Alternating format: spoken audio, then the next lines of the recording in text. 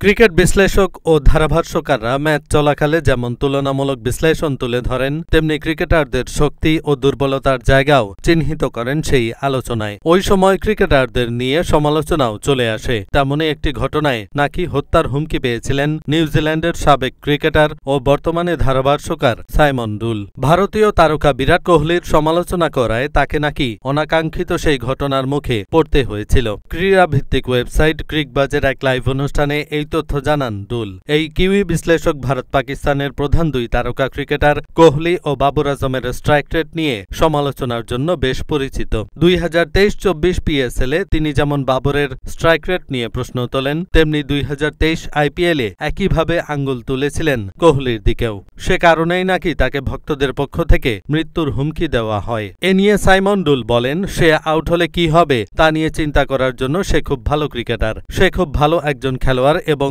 এটি নিয়ে আমি সব সময় বলে থাকি। এটাই ছিল আমার পয়েন্ট।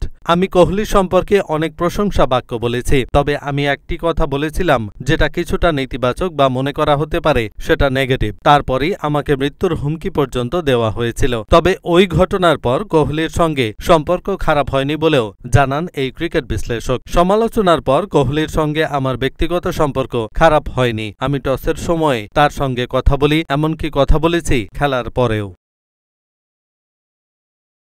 এহসানুল হক, ঢাকা পোস্ট।